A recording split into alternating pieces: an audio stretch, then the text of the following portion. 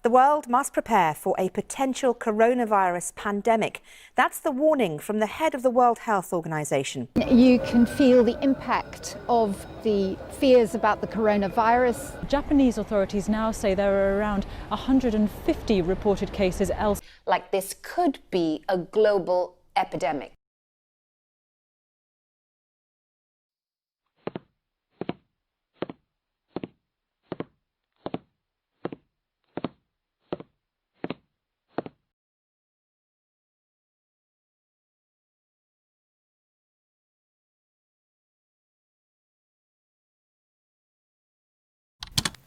Tahun 2020 adalah tahun yang tidak bisa dilupakan, karena di tahun ini lahirnya sebuah virus yang sangat berbahaya bagi manusia, yaitu virus corona atau COVID-19. Virus ini merubah segala kebiasaan yang dilakukan oleh manusia. Sebagai contoh, khususnya dalam dunia pendidikan. Sebelum adanya virus ini, aktivitas pendidikan berjalan seperti biasa, di mana anak sekolah bangun di pagi hari, memakai seragam, sepatu, serta membawa tas lalu bergegas untuk berangkat ke sekolah, bertemu dengan guru dan teman untuk melaksanakan proses pembelajaran. Berbeda halnya dengan setelah kedatangan virus ini, yang mana anak sekolah bangun ketika sudah mendekati waktu jam pelajaran dimulai, lalu membuka aplikasi yang mendukung jalannya proses pembelajaran di laptop maupun handphone, yang mana bertemu guru dan teman hanya melalui tatap maya, bukan tatap muka atau secara langsung seperti biasanya.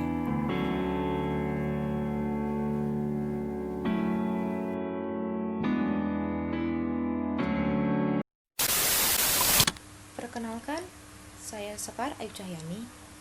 Walaupun dengan demikian, pemerintah tetap menginginkan adanya proses pembelajaran, karena jika siswa atau murid belajar dengan mandiri atau belajar dengan yang tidak ahlinya, maka pembelajarannya akan kurang optimal. Karena itulah pentingnya peran seorang guru. Dengan menjalankan semua ini, banyak sekali keluh kesah yang dapat kita rasakan. Untuk pemahaman yang lebih lanjut, kami akan mewawancarai beberapa narasumber yang berperan dalam proses pembelajaran. Berikut kami sajikan tayangan ini untuk Anda. Assalamualaikum warahmatullahi wabarakatuh.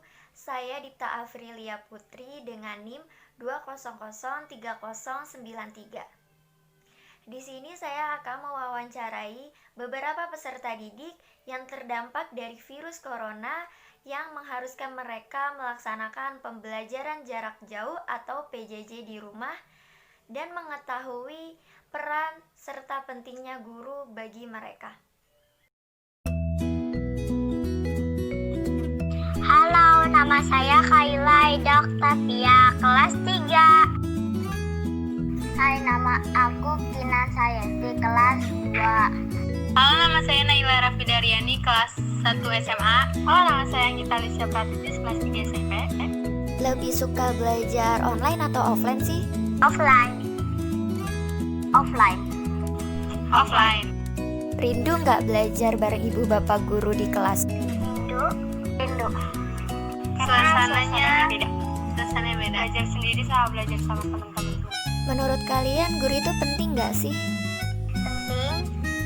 Penting. Pentingnya itu seperti apa? Ya, gara-gara bisa menambah ilmu.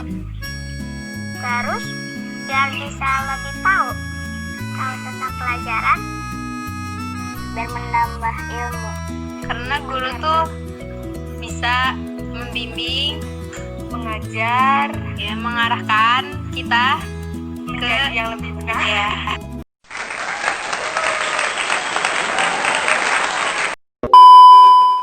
Dari wawancara tersebut dapat disimpulkan bahwa peserta didik sangat merindukan kondisi belajar mengajar di kelas bersama teman-temannya dan para ibu bapak guru di sekolah, serta sangat pentingnya peran guru di sekolah bagi mereka.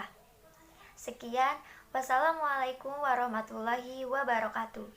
Baiklah, itu tadi merupakan sedikit wawancara yang dilakukan oleh Dipta Afriliani berkenaan dengan perspektif dari siswa mengenai pentingnya peran seorang guru dan sedikit tentang proses pembelajaran jarak jauh. Tetapi bagaimanakah pendapat dari tenaga pendidik itu sendiri? Mari kita simak wawancara terhadap guru yang dilakukan oleh Iza berikut ini.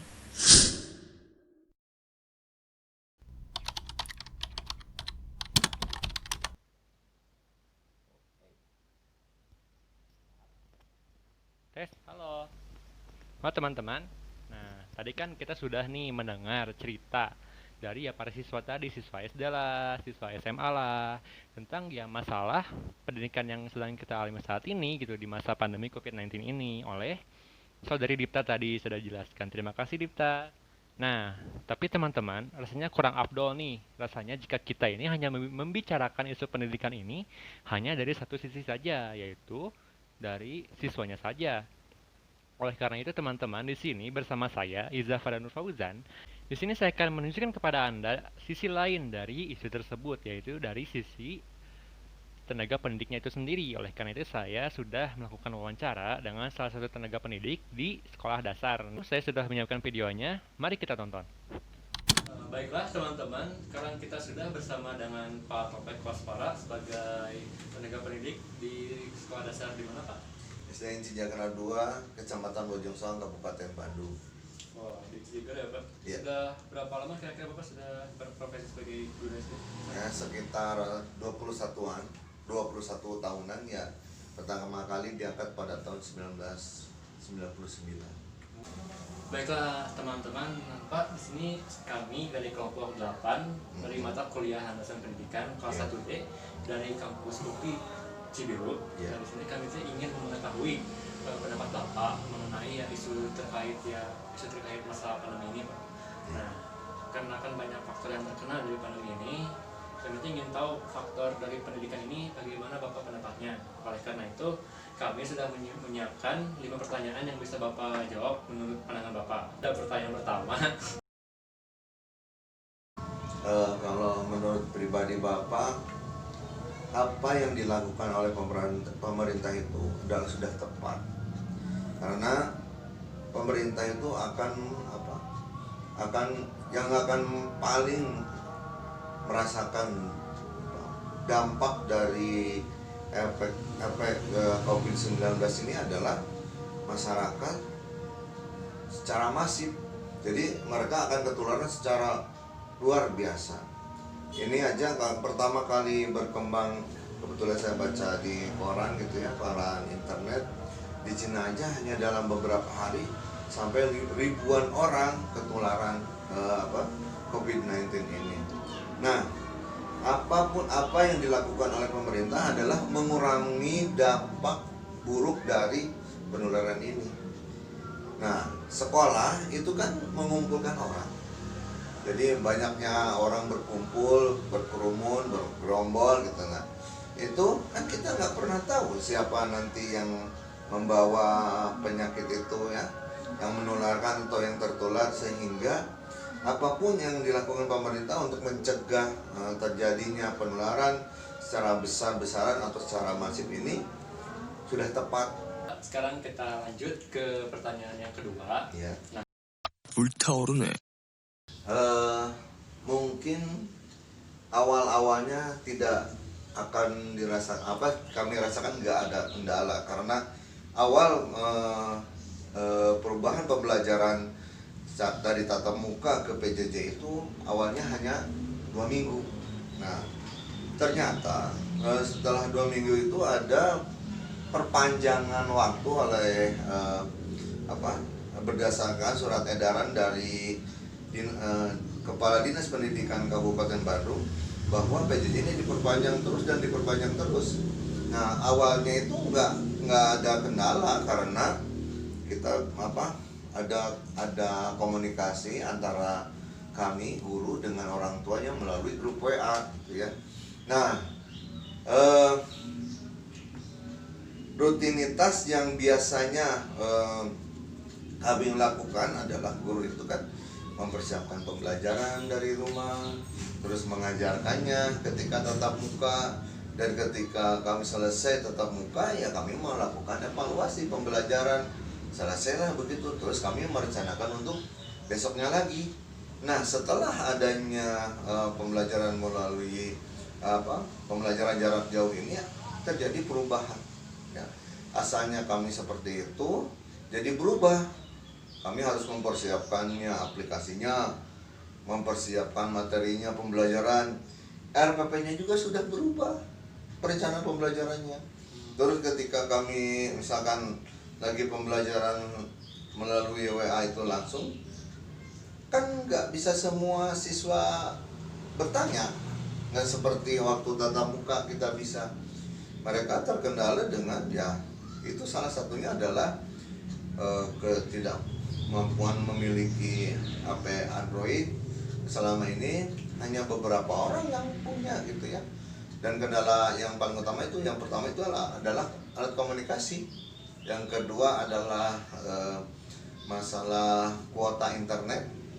Begitu. Jadi mungkin itu yang sekarang awalnya kesulitan yang kami hadapi. Seperti itu. Nah, Pak, sekarang kita lanjut ke pertanyaan yang ketiga ya, Pak. Ya. Setelah terjadinya pembelajaran PJJ 3 bulan awal ya, kebetulan kan itu semester 2. Nah, ini PJJ ini sangat tergantung sekali dari kualitas atau kemampuan orang tua juga, gitu ya. Kalau ibu bapaknya pintar mengajar, si anaknya bisa pintar. Tapi kalau ibunya tidak biasa mengkomunikasikan atau bahkan tidak memahami materi pembelajaran murid saya, mereka akan terkendala. Jadi pembelajaran PJJ itu harus melibatkan semua pihak. Tidak bisa guru dengan murid saja, tidak bisa guru dengan orang tua saja, tapi semua pihak. Jadi guru misalkan menjelaskan ini ke siswa, orang tua itu harus mendampingi. Karena kalau tidak didampingi, nanti si siswa itu kalau mau bertanya lagi ke guru, kan guru punya kegiatan. Kebetulan saya batasi dari jam 7 sampai jam 9 itu kan jam kerja saya.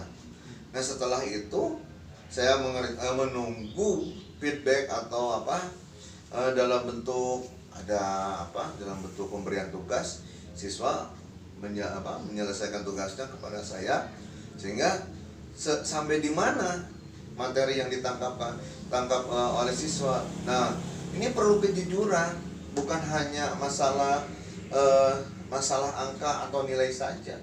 Jadi kalau siswa itu misalkan nggak bisa, yang ngerjakan kan bisa saja ibu bapaknya.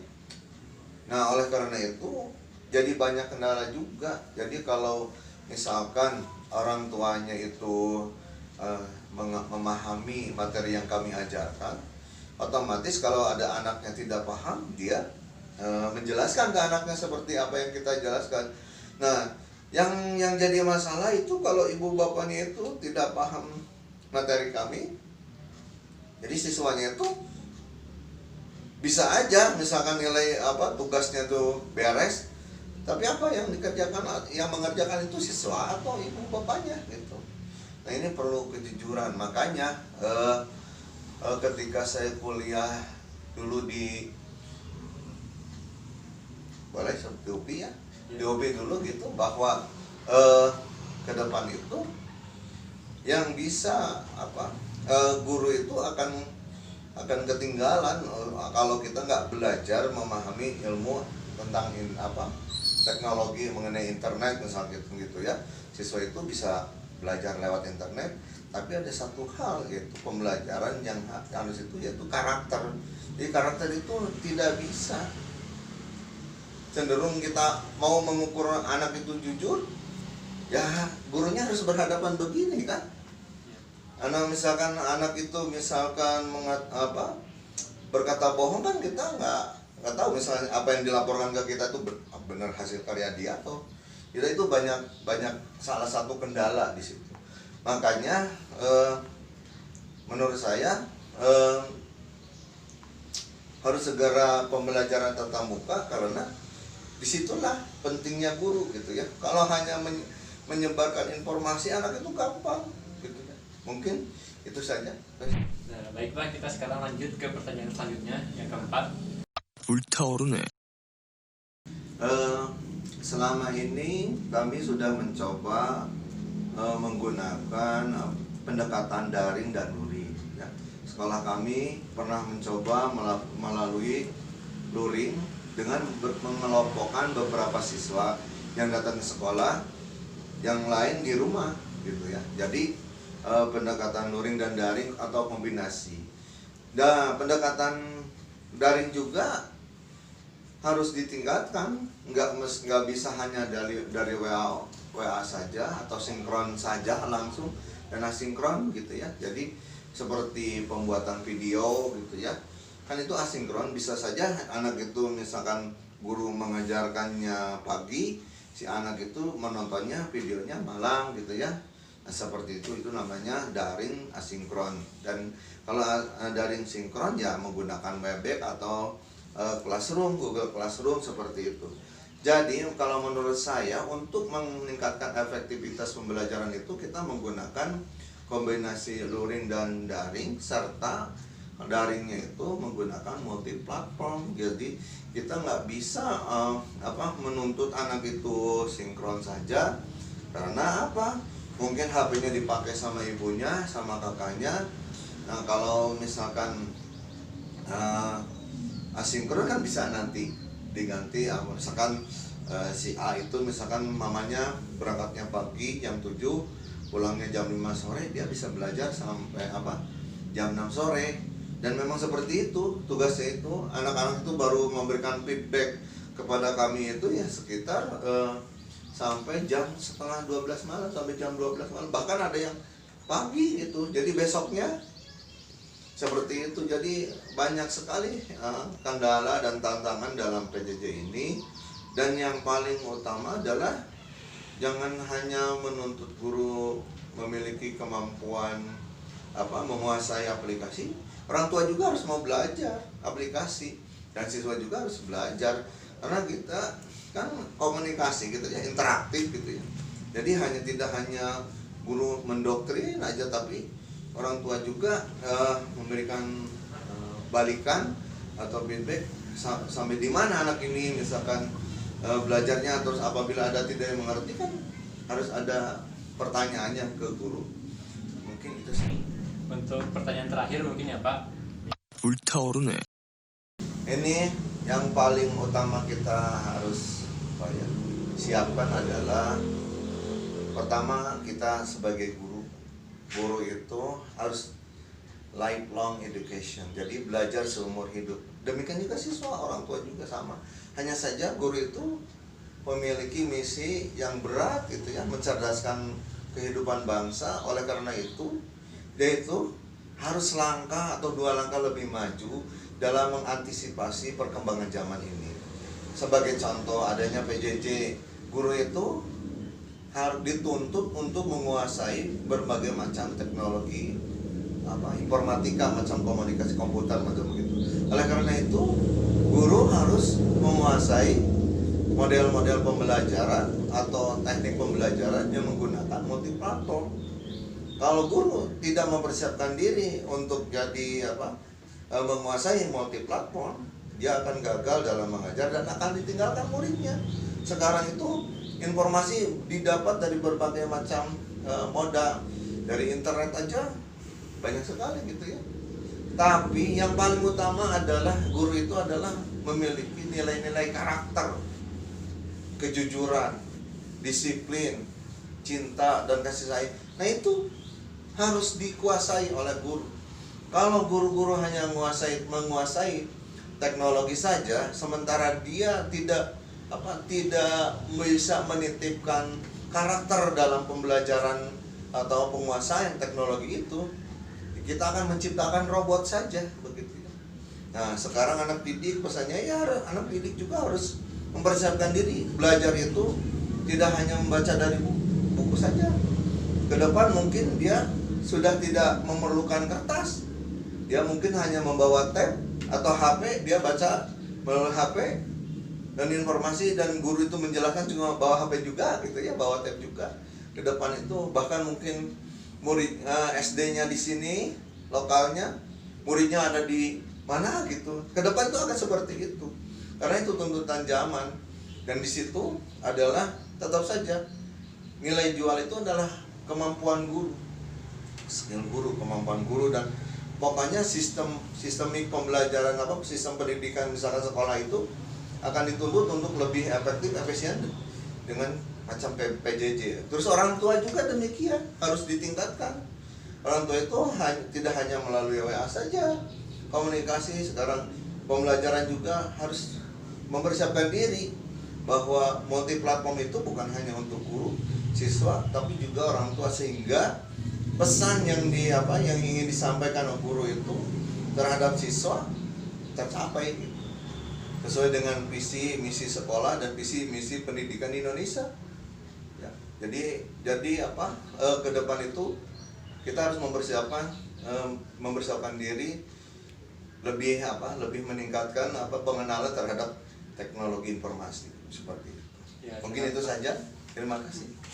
Ya, terima kasih Pak atas pendapatnya, atas tadi pertanyaan juga mungkin agak banyak ya Pak tadi, sampai panjang lebar juga. Baiklah teman-teman, untuk wawancara dengan Pak Topik Koswalanya sudah selesai sampai di sini. Sampai jumpa. Itulah tadi wawancara yang dilakukan oleh rekan saya, yaitu Dipta dan Iza, dengan narasumber yang berperan aktif dalam proses pembelajaran. Adapun hasil yang kita dapatkan dari berbagai perspektif, yaitu guru dan siswa. Siswa-siswa beranggapan bahwa guru itu sangat penting karena dapat menjadikannya ke arah yang lebih baik lagi. Begitupun dari perspektif guru itu sendiri, yang menganggap bahwa guru itu juga sangat amat penting karena seorang guru itu harus memiliki rasa kasih sayang, dan inilah yang sangat penting dan sangat amat dibutuhkan. Jika seorang guru tidak memiliki rasa kasih sayang ini, maka dari itu di tahun-tahun selanjutnya dapat digantikan dengan robot. Banyak juga dari siswa yang sangat merindukan sekolah tatap muka karena suasana belajarnya yang berbeda. Sama halnya dengan yang diungkapkan oleh seorang guru. Sejalan dengan hal itu, keefektifan proses pembelajaran lebih berkualitas pada saat tatap muka. Sekian yang dapat kelompok kami sajikan. Mohon maaf atas kekurangannya. Terima kasih telah menonton video ini sampai selesai. Semoga bermanfaat bagi kita semua. Sampai jumpa.